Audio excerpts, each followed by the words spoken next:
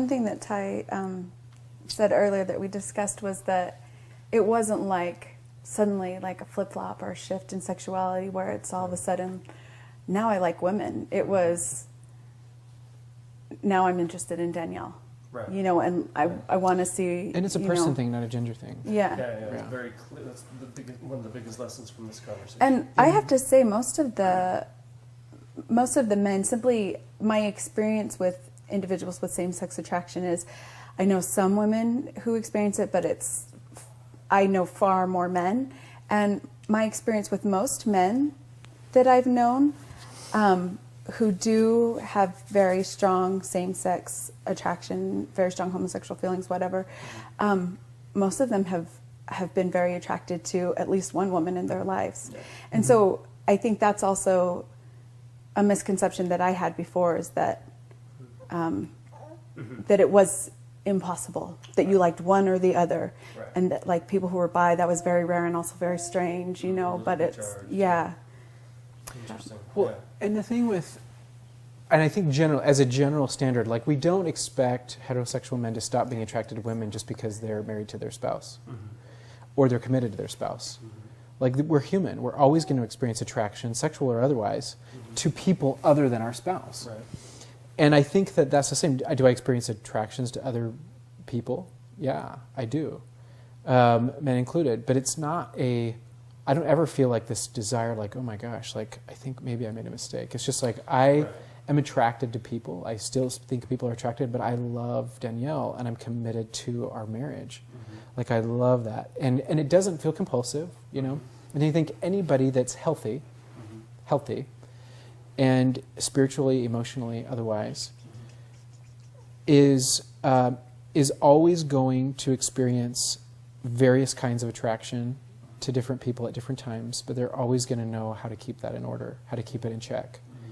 And so with Danielle and I, it's really about me, and I learned this too, even with men, because I went through a period of time where I wasn't sure that I even was going to stay in the church. I really struggled, and I dated men for a while. And there was even in that, like when there was, you know, someone that I dated once that I really, really grew to care about deeply. And things that there was just aspects of the relationship, things that I never thought that I would ever think or like or want or whatever, or even feel okay with, it was different when you feel differently about a person, right? And so with Danielle, the fact that it's like the sexual feelings that I have for Danielle are not because I just feel this intense sexual attraction for women. Right. It's because I love Danielle. And I love, like, this is, like, sexuality, it's kind of like, what's the organizing principle of your marriage or your relationships? Is the organizing principle of your relationship sex? Or is it spirituality? Is it friendship? Like, what is it?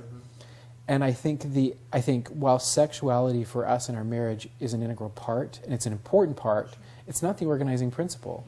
And I think for really healthy relationships, it never is, and it can't be. And if it starts out that way, it has to shift from that to something else if the relationship is going to survive. Right, to be sustainable. Yeah. Because it evolves. I mean, in any marriage, like it's going to change. It's going to wax and wane over time.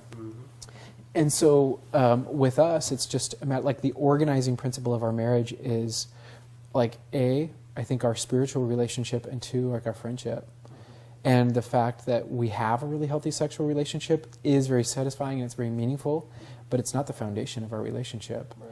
And I think that when you have two really healthy individuals, like, you know, it kind of, and if there was issues, I think the spiritual side of things and the fact that we are very open and that we communicate very, very well would have enabled us to work through those, but we just really haven't had it. And so those foundational principles and a healthy methodology for resolving any concern if it does arise. Yeah, and I have a really good friend who his wife was married before. She was a widow, and she said, and her first husband was very heterosexual, but he ended up getting cancer right after they got married, and so their marriage was nursing him to death. But she said that her second marriage, to my friend who does experience SSA, she said it's way better than the first. Because because he was one of my models because they were very open. They talked a ton about it. I mean, they hashed everything out, and they went into everything with eyes wide open, lots of commitment. And they just have a really, really healthy marriage. I have to say that from people that I know who are in healthy mixed orientation marriages, most of us would say that is one blessing of SSA, is that you start off the marriage learning how to communicate and talking and being open, and also feeling like this is the most vulnerable part of this person. They just shared it.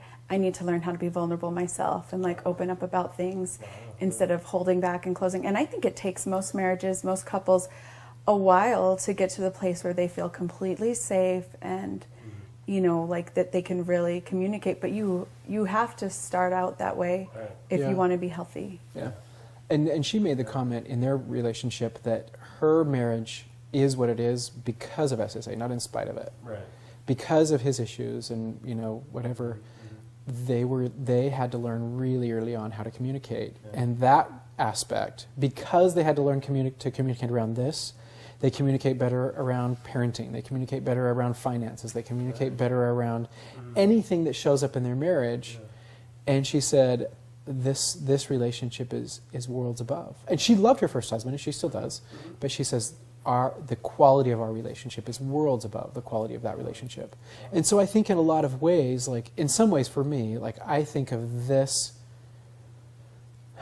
issue, while some people would think of it as baggage, it definitely creates a crucible where for me and for us, I would say, and I think Danielle would say the same thing, it's really been the blessing of our marriage because it enables so many other positive and healthy aspects. And it could be approached in a way that's unhealthy, but it's like the problem isn't SSA. The problem is how people approach it.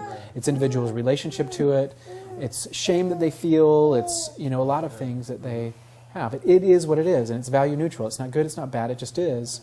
See it as an opportunity? It can be an opportunity.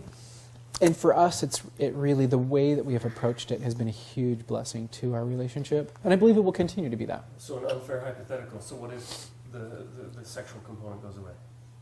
I think it does for a lot of relationships eventually. So yeah, I mean, like when they're in their 60s or whatever, who knows? I don't know. Maybe it doesn't. Maybe that's just me not understanding relationships. But we actually talked about that one time where I think Ty brought up the situation, like what if we couldn't have sex because, he was in an accident, that it was no longer possible. And I think that's, like what Ty was saying earlier, that's the great thing is that the marriage isn't based on sex, it's based on all these different components. And I think too, I have to say, how it wouldn't be, from where Ty is, it's not like completely intuitive that he would be sexually attracted to me. But the truth of the matter is, so I thought Ty was cute when I was 19, but by the time I was 32 or 33, however old I was, my taste had really shifted so that Ty was now far too good looking for what I typically liked. And so like that attraction for me had to grow as well. And I think that's how it is for a lot of relationships. Like people talk about love at first sight, but for most people, like that part of it grows over time, And so I think too, and this may be saying a lot, but I think too in being intimate and the desire for me to be intimate with Ty and to be physically intimate with Ty, to have sex, is sometimes it comes from a place of a natural drive, and sometimes it's just because you want to connect, and you want to connect physically. And so that's a motivating factor too. And so I think that although eventually the chemical drive probably goes away, I don't think that unifying part of sex and that desire to be united in that way, I don't think that goes away that easily. And I think most of all the literature and everything that I've read, again, and just being in the profession, people talking about it all the time. I mean, sexuality is always I think it's not integral. You can have a healthy relationship without it, or critical, I should say. Like there's no such thing as a healthy relationship that's doesn't have sex as a component to it. But I think I'm a believer in the idea that sexuality is an important part of marriage. And and being able to express that over the lifespan. And so for us, like, I don't have any expectation that it's ever going to change. I mean, how physiologically people change, just, you know, biochemically and things like that. But I think couples who really care about each other, and that sex is an expression of love, not just a drive that I need to have filled, is those couples find meaningful ways to have sexual intimacy, even if, you know, I mean, even if intercourse is not possible for one reason or another. You know, lots of folks are on medications that make it impossible to have intercourse, but they still find meaningful ways to experience sexual intimacy, even if intercourse is impossible. And leaning towards also the bonding component, like you you were were saying. Yeah, and I will always, and I believe that because we make a very conscious effort to always nurture our relationship and to nurture the love that we have, that will always be an important way of nurturing. It's the outcome of that nurturing, but it's also a part of the nurturing process, I think. And that's just something that's important for us to make sure, and we make it a priority. Like, you know, I mean, we, like when I'm working 80 hours a week, you know, I'm not always thinking, like, sometimes I'm just really tired, but it still is going, and she's really tired a lot with baby and working full time and all kinds of things. So, but we still make it a priority because it's an important part, because I believe that it's an important part of relationship.